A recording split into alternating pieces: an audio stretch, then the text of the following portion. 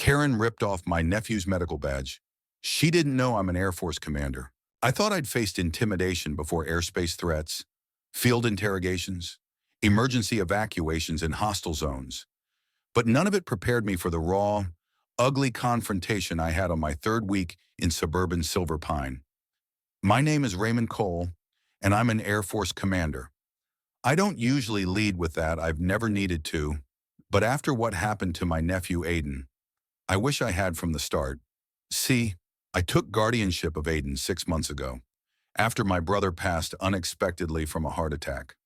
Aiden's 14, autistic, and lives with a complex heart condition.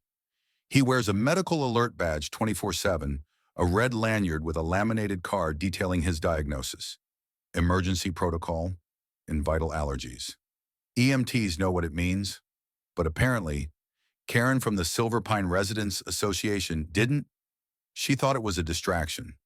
She ripped it off his chest in public, and then she told him to go play somewhere disabled kids are allowed. I wish I were exaggerating. We'd moved to Silver Pine for its quiet, its reputation as a safe, respectful place to raise kids. I figured it would help Aiden ease back into routine, get him access to nature trails, school programs, a calm space where no one looked twice if he needed headphones to manage sensory overload. I didn't expect the neighborhood to be ruled by a woman in a pastel pantsuit, swinging authority like a fly swatter. Karen wasn't elected. Her Silver Pine Residents Association wasn't even officially filed with the city, but she carried herself like she ran the Pentagon. We first crossed paths the day Aiden tried to join a group of teens at the community basketball court. He hadn't even made it past the gate. She stopped him, demanded he show proof he lived here. He held up his lanyard instead. Karen squinted at the medical badge, then scoffed. "That's not an ID. That's a gimmick." Aiden tried to explain he tapped at the emergency QR code. Karen snatched it and tore it. I wasn't there, but the other parents were. "They told me what happened," said Aiden froze. Shut down, couldn't speak, just curled up, hands over his ears, while Karen stood over him and ranted about community standards. I found him 30 minutes later behind a tree by the tennis fence, rocking and crying silently. When I saw the torn badge lying in the dirt, something broke in me. I had been calm for years, strategic, controlled. But this wasn't a combat mission. This was personal. The night after I found Aiden curled behind the tennis fence, I didn't sleep. I sat at the kitchen table with the torn remnants of his medical badge laid flat in front of me. The emergency code was still partially scannable, but the bottom was mangled. His blood type, his arrhythmia note, gone. I'd seen soldiers die because of split-second errors in medical response. My nephew's life depended on that badge. She didn't just tear a card. She tore his lifeline, and she did it like she was adjusting a crooked garden gnome. At 8 a.m. sharp the next morning, I walked to Karen's door. Her house sat like a shrine to control perfectly clipped hedges, matching ceramic planters, and a Silver Pine Residents Association plaque by the porch. I knocked hard. She opened the door wearing gym clothes and a Bluetooth earpiece, chewing gum. "Oh, it's you. I want to talk about what happened yesterday." Her face didn't move. "I already filed a report. Your nephew was loitering. He lives here. He wasn't wearing identification. He was wearing his medical badge." Karen rolled her eyes. "I thought it was fake. Looked like something from a Halloween costume. You ripped it from his chest." She shrugged. "Maybe now he'll learn some boundaries." That's when I said it. "I'm Commander Raymond Cole, United States Air Force. And you just assaulted a medically vulnerable minor in public." Karen froze. "I don't know what fantasy HOA you're running here," I continued, "but your reign ends today." An hour later, I was at City Hall. Silver Pine's neighborhood directory didn't have any registered HOA on record. No permits, no legal charter, no oversight. The so-called association Karen led was fake. All fines and notices issued in its name were fraudulent. "She's been running that racket for 3 years, the records clerk muttered. "Some of the neighbors think it's real just because she prints things in fancy fonts." I gathered copies of every false notice she'd filed: parking violations, yard citations, fines for children's chalk drawings, and at the bottom of each, a payment address to K, Myers Management, LLC, her personal business account. It was organized fraud. I brought it all to a lawyer I trusted, my former JAG Corps buddy, now a civil rights attorney in state. This is ADA territory, and he said, flipping through the torn badge photos, destruction of an assistive medical tool. That's a direct violation of federal protection laws. He looked up. You want to scare her or end her? I didn't answer right away. But I knew this Karen hadn't just humiliated my nephew. She'd built a system that made every family with a different kid feel unwelcome, unsafe, and unheard. It was bigger than Aiden, and I was done playing neighbor. That weekend, I printed flyers, not threats, not slander, facts. Did you know the Silver Pine Residents Association is not legally registered with the city? Did you know the fines you've paid may be considered fraudulent under state law? Did you know a child's medical badge was destroyed on your street by the woman enforcing those rules? I dropped one in every mailbox. Signed only a neighbor and an officer. By Monday morning, Karen was fuming. She stormed up to our driveway just as Aiden and I were loading the car for his therapy appointment. I don't know who you think you are, I told you. I interrupted. Air Force commander and legal guardian to the boy you traumatized. You don't scare me, I smiled. You should be more worried about who you've already scared. I pointed behind her. Half a dozen neighbors were watching. Some were filming. Karen turned and stormed off, face flushed with humiliation, but her grip on power had cracked. This wasn't just about one badge anymore. It was about every family she'd silenced. By Tuesday morning, the Silver Pine group chat was on fire. I hadn't posted the flyer online, but someone else had, and it spread fast. Parents started stepping forward, quiet neighbors, families I'd never met, people who, until now, had stayed silent because they thought they were alone. They weren't. One mom, Rachel, shared how Karen fined her for letting her son, who uses a wheelchair, block a sidewalk during a lemonade stand. Another resident, Mr. Darnell, said his grandson was told to stop shouting when he had a panic attack near the basketball court. A couple posted photos of the violation stickers Karen left on their car windows after their daughter drew hearts in chalk on the sidewalk. The girl was 6. None of them had ever gotten money back. They just paid to avoid conflict. Until now, Karen's mask had slipped, and we all saw the cruelty underneath. I invited Rachel and Mr. Darnell over one evening, along with 2 other parents. Aiden helped me set out juice boxes and paper cups on the porch. He didn't say much, he just sat next to me in his weighted hoodie, listening. When I laid out everything I'd found, fake LLC filings, misappropriated fees, and a document that looked like a forged city permit, Mr. Darnell exhaled sharply. She's been running this like a personal fiefdom, he muttered.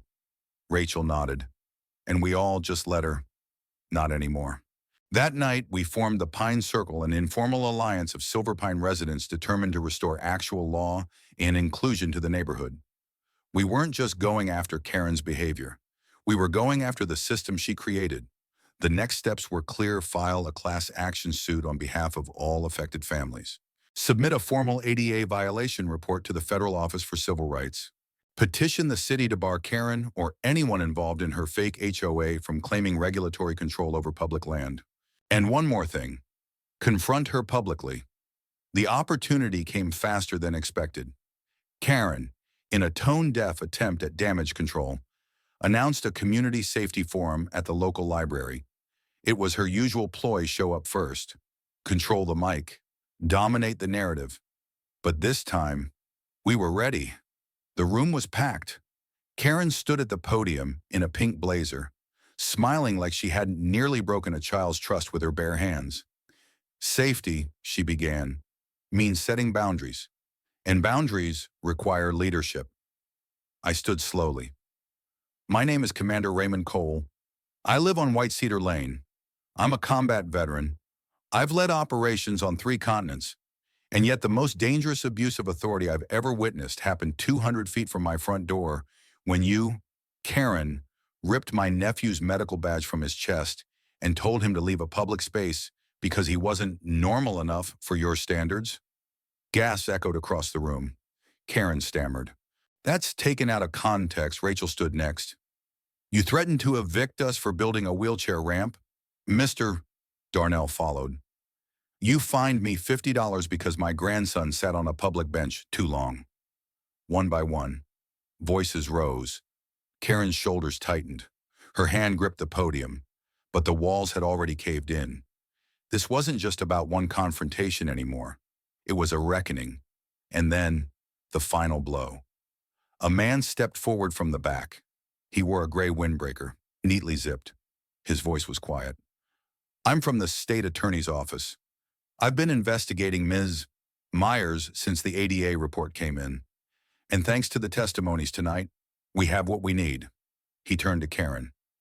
You'll be receiving formal notice of charges this week. Fraud, harassment, violation of disability protections, and impersonation of municipal authority. Karen's mouth parted, then closed. For the first time, she had no script, only silence. The fallout was swift. 3 days after the community forum, Karen was served at 6:47 a.m. I watched from across the street as the process server handed her a thick envelope. She didn't shout. She didn't slam the door. She just stared through it like someone realizing her power had always been made of glass. By noon, she'd resigned from the Silver Pine Residents Association, though. Legally, that meant nothing. The entity didn't exist. But the neighbors needed the performance, and she delivered it. Her stepping down was her last act of control. Behind the scenes, though, the real work had just begun. We filed the class action the following Monday. 29 families joined. Some were owed money. Others were demanding restitution for trauma, ADA violations, or targeted harassment. The youngest plaintiff, 6 years old. The oldest, an 84-year-old veteran who was fined for having a flag too high on his garage. I submitted a separate report to the Office of the Inspector General with detailed notes about Karen's forged documents and impersonation of city authority. The response came faster than expected. Investigation opened, federal level. That phrase alone was enough to shift the tone of the entire neighborhood. Karen didn't speak to me directly again, but she tried. One morning, she left a typed letter at my door. It wasn't an apology. Not really. It said I didn't know he had a condition. I thought he was just ignoring the rules. I thought you were just another parent who refused to discipline their kid. You humiliated me, but I guess I went too far. Whatever comes next, I hope you teach him better than you taught me. I didn't respond.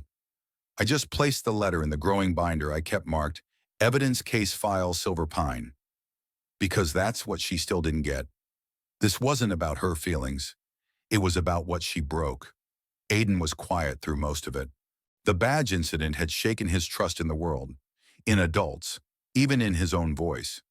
His therapist said he was making progress, but he hadn't worn his replacement badge until one day, out of nowhere, he walked into the living room with the new lanyard around his neck. Want to show Comet, he said softly, pointing to our retriever. Then he turned to me. Is it okay now? I knelt in front of him. It's more than okay. Aiden, it's yours. No one gets to take that from you again. He nodded once and sat beside Comet, stroking his fur. It was the first time I saw peace in his eyes in weeks. A month later, we held our first official Silver Pine Inclusion Day. The city backed it. The mayor spoke. We had booths for sensory-friendly activities, resources for families with special needs, even a corner where kids could make their own superhero badges just like Aiden's. And that's when it happened. Aiden walked up to the mic during the closing remarks. No script, no prompting. He held his badge in one hand. He said quiet, but firm. Some people see a badge. I see a shield. It helps people help me. Don't rip shields. That's mean. The entire park went silent. Then someone clapped. Then everyone. I watched him smile, not hide, not flinch smile. And I realized Karen hadn't silenced him. She'd sparked something stronger than anything she could ever control. By the time fall rolled in, Silver Pine was no longer the quiet, unquestioning neighborhood Karen had once controlled. The court date was set. The lawsuits were in motion. The community had awakened. But what mattered most wasn't the legal win. It was the moral shift that followed. Karen's home went up for sale within weeks. The for sale sign went up at dawn like a surrender flag. No one came to say goodbye. Not even the people who used to praise her firm leadership behind closed doors. She became a ghost before the ink on the subpoenas dried. The judge moved quickly through the civil case, with multiple families presenting receipts, photos, and even recordings of Karen making discriminatory remarks. There was no defense left to hide behind. She was ordered to pay over $120,000 in damages and restitution across 29 families. The court also referred her to the Federal Office for Civil Rights for permanent record review regarding disability harassment. The real kicker, she was barred from serving on any residential, civic, or school boards for a minimum of 10 years. No more fake badges. No more fake power. No more Karen in chief. I didn't attend her sentencing. I had nothing left to say to her. But Aiden surprised me. He asked to go see the courthouse. Not to confront her, but to witness. We stood in the hallway as Karen exited the chamber with her attorney. She glanced at us, eyes tired and hollow. Aiden stepped slightly forward. She flinched, but he didn't speak. He just gently held up his badge, now shining with a new laminated cover and a superhero sticker he'd added himself. And then he walked away. Life in Silver Pine started to shift for good. The Pine Circle evolved into a formal advocacy group. The city partnered with us to establish safe street zones areas with clear sensory-friendly signage and designated inclusive spaces. Our parks became more accessible. Our school curriculum included lessons on invisible disabilities. Community watch groups were retrained with ADA guidelines. Even better, other neighborhoods took notice. We started getting emails from nearby counties asking how to set up their own watchdog networks. Karen's story wasn't just a scandal anymore. It was a blueprint for resistance. As for me, I returned to my post part-time, now serving as a regional diversity and inclusion advisor for military family communities. My work expanded because this wasn't just a civilian issue. It was everywhere. And we couldn't afford to ignore it anymore. One day, during a presentation in D.C., I showed a photo of Aiden holding up his badge next to a chalk drawing of a heart and a rocket ship. This, I said, is what happens when a community doesn't fold under pressure but rises with purpose. That night, back home, Aiden came out to the porch where I was sitting under the stars. He plopped next to me, wrapped in his hoodie, badge around his neck. He tapped his ARAC device once, still scared sometimes. I nodded. Me too. Another tap, but I'm not quiet now. I smiled. He tapped a third time, then looked up at me. Badges mean help, but people do too. He reached over, and for the first time in a long time, he took my hand without needing to be asked. Speak up, not when it's convenient, not when it's easy, but when someone's dignity is quietly being torn from them, like a badge off a chest. You don't need a uniform to stand for justice. You just need courage and conviction. So ask yourself and your neighbors, are you protecting your community or protecting the ones who pretend they do? Share this story. Talk about it. Change begins on your street.